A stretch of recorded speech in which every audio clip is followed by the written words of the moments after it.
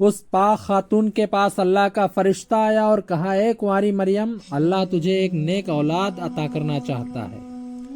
खातून ने कहा, ये कैसे मुमकिन है, जबकि मुझे किसी मर्द ने छुआ तक नहीं। फरिश्ते ने कहा, ऐसा करना तेरे रब के लिए बहुत आसान है।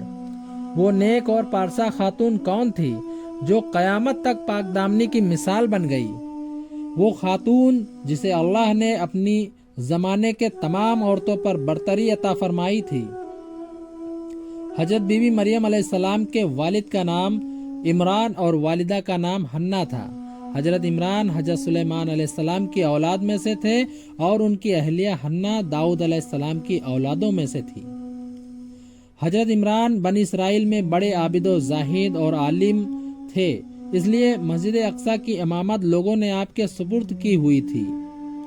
हजरत हन्ना के यहाँ औलाद न थी। एक रोज आपने एक दरख्त के साए में एक चिड़िया देखी जो अपने बच्चे से प्यार कर रही थी और उसे दाना खिला रही थी। ये मंजर देखकर आप का दिल भर आया और अपने बारगाह इलाही में औलाद के लिए दुआ की, लिहाजा अल्लाह ने आपकी दुआ कबूल फरमाई। हजरत मरियम की पैदाइश से क़िब्ल आपकी वालिदा ने मन्नत मानी कि आप अपनी औलाद को बैतुल मुक़द्दस की खिदमत के लिए नज़र कर देंगी। बनी इसराइल के यहाँ ये रवायत था कि जो लड़का अल्लाह की नज़र कर दिया जाता था वो ना शादी करता था और ना दुनियावी मुशागल में दिलचस्पी लेता था, सिर्फ इबादत गाह में खिदमत करता था और ख़ुद इबादत में मशगूल रहता था। लिहाजा हन्ना ने अल्लाह से अपने बेटे के लिए दुआ की थी, लेकिन उसके यहाँ बेटे के बजाय बेटी की पैदाइश हुई। हजरत हन्ना ने लड़की का नाम मरियम रखा।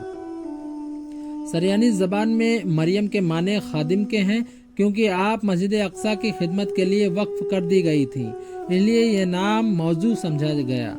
हजरत मरियम की वलादत से क़िब्ल ही आपके वालिद वफ़ात पा गए, इसलिए हन्ना ने वलादत के बाद आपको एक कपड़े में लपेट कर बैतुल मुक़द्दस के उलमा के सामने पेश कर दिया था ताकि वो उन्हें अपनी कफ़ालत में ले ले। जब हजरत मरियम बैतुल मुक़द्दस में लाई गई तो मुजाविरों के दरमियान इख्तिलाफ पैदा हो गया। हर कोई खुद को आपका ज़्यादा हकदार समझता था। फिर ये फैसला हुआ कि मुजाविरीन वो कलम जिससे वो तौरेत लिखते हैं पानी में छोड़ दें। जिसका कलम पानी के बहाव में बहने के बजाय उल्टा बहेगा वो मरियम की कफ़ालत का हकदार होगा। इस मुकाबले में हज़रत ज़करिया अलैहिस्सलाम भी शामिल थे। उनके कलम को अल्लाह ने पानी में बहाव के उल्टी तरफ बहा दिया और वो उनकी परवरिश के हकदार हो गए।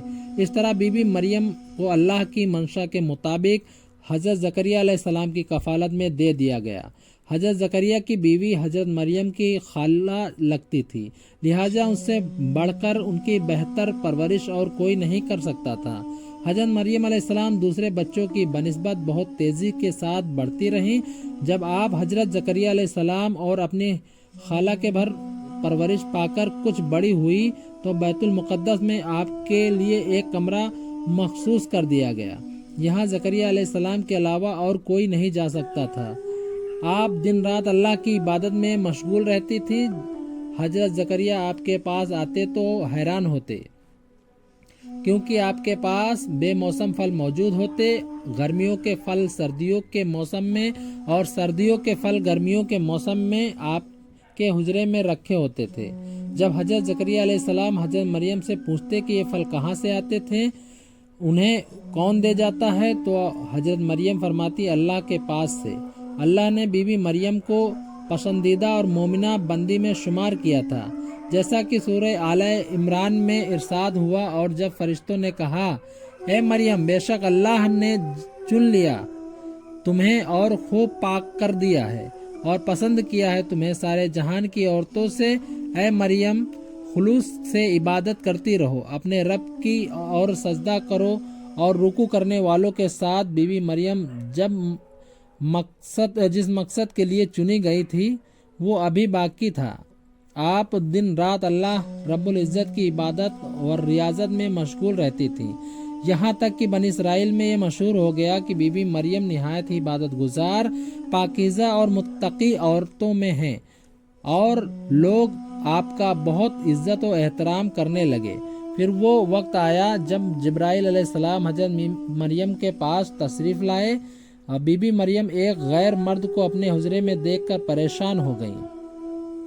حضرت جبرائیل آپ کے پاس انسانی شکل میں تشریف لائے تھے۔ حضرت مریم آپ کو دیکھ کر بولی، اگر تو کوئی خدا ترس انسان ہے تو تجھ سے خدائے رحمان کی پناہ مانگتی ہوں۔ حضرت جبرائیل آپ کو تسلی دیتے ہوئے اور پیغام الہی سے باخبر کرتے ہوئے فرماتے ہیں، میں تو تیرے رب کا فرستادہ ہوں اور اس لیے بھیجا گیا ہوں کہ تجھے ایک پاکیزہ لڑکا دوں۔ کنواری مریم حیران ہو گئی، فرماتی ہیں کہ میرے یہاں لڑکا کیسے ہوگا جبکہ مجھے کسی آدمی نے چھوا تک نہیں اور نہ میں کوئی بدکار عورت ہوں۔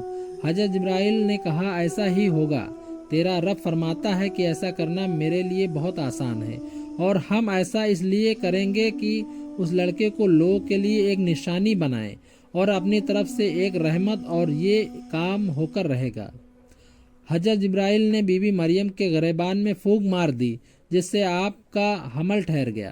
جب حضرت مریم حاملہ ہوئی تو یہ خبر بنی اسرائیل میں عام ہو گئی کہ حضرت مریم حاملہ ہو گئی ہیں۔ اس پر بہت سے لوگوں نے زکریا علیہ السلام کے گھر آنا جانا بند کر دیا اور آپ پر الزام و بہتان لگانے لگے۔ حضرت مریم بیت المقدس سے نکل گئیں اور دور ایک مقام پر جا کر ٹھہریں۔ آپ اس مقام پر تنہا رہ رہی تھی کہ ایک دن آپ کو درد ذہ شروع ہو گیا۔ آپ نے ایک درخت کا سہارا لیا اور تنے کو پکڑ کر نیچے بیٹھ گئیں۔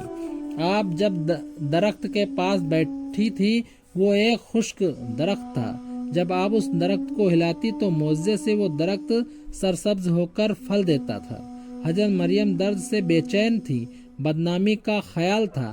آخر گھبرا کر کہنے لگی کہ کاش میں پہلے مر گئی ہوتی اور بھولی بسری ہو گئی ہوتی۔ اس مشکل وقت میں اللہ نے حضرت مریم کے قدموں کے قریب ایک نہر جاری کر دیا اور ندا آئی کہ پانی پیو اور کھجور کھاؤ تاکہ جسم کو تقویت پہنچے، پھر اپنی اولاد کو دیکھ کر آنکھوں کو ٹھنڈک پہنچاؤ۔ اسی عالم میں حضرت عیسیٰ علیہ السلام کی پیدائش ہو گئی۔ آپ اپنے بیٹے کو لے کر قوم کے پاس آئیں۔ قوم کے لوگ آپ کی گود میں بچہ دیکھ کر غضبناک ہو گئے اور الزام لگانا شروع کر دیا۔ ہر طرف سے لوگ تانا دے رہے تھے۔ حالت زار تنگ ہو گئی۔ تب مریم علیہ السلام نے بچے کی طرف اشارہ کرتے ہوئے کہا کہ اس بچے سے بات کر لو، تمہیں تمہارے سوالات کا جواب مل جائیں گے۔ سرکش لوگوں نے کہا، بھلا یہ دودھ پیتا بچہ ہمارے سوال کا جواب کیسے دے گا؟ اچانک عیسیٰ علیہ السلام نے بولنا شروع کر دیا۔ بچے نے کہا، بے شک میں اللہ کا بندہ ہوں، مجھے اس نے کتاب دی ہے اور مجھے نبی بنایا ہے اور مجھے بابرکت بنایا ہے جہاں کہیں بھی ہوں، اور مجھے نماز اور زکوٰۃ کی وصیت کی ہے جب تک میں زندہ ہوں، اور اپنی ماں کے ساتھ نیکی کرنے والا، اور مجھے سرکش بدبخت نہیں بنایا، اور مجھ پر سلام ہے جس دن میں پیدا ہوا اور جس دن مروں گا اور جس دن زندہ کر کے اٹھایا جاؤں گا۔ اس کے بعد حضرت مریم حضرت عیسیٰ علیہ السلام کو لے کر مصر چلی گئیں۔ جب حضرت عیسیٰ علیہ السلام کی عمر مبارک 13 سال ہوئی تو بیت المقدس واپس آ گئیں۔ روایتوں میں حضرت مریم علیہ السلام کی تاریخ و وفات 30 اور آپ کی عمر 51 سال لکھا گیا ہے۔ اسلام کے علاوہ کیتھولک اور بھی حضرت مریم علیہ السلام کو نہایت ہی عقیدت و احترام کی نگاہ سے دیکھتے ہیں، اور آپ وہ واحد خاتون ہیں جن کا نام قرآن مجید میں درج ہے اور بائبل کے پرانے عہد نامے میں بھی موجود ہے۔ حضرت عائشہ سے روایت ہے کہ نبی صلی اللہ تعالیٰ علیہ وسلم، اللہ نے مجھے خبر دی کہ جنت میں میرا نکاح مریم بنت عمران موسیٰ کی بہن کلثوم اور فرعون کی عورت آسیہ سے ہوگا۔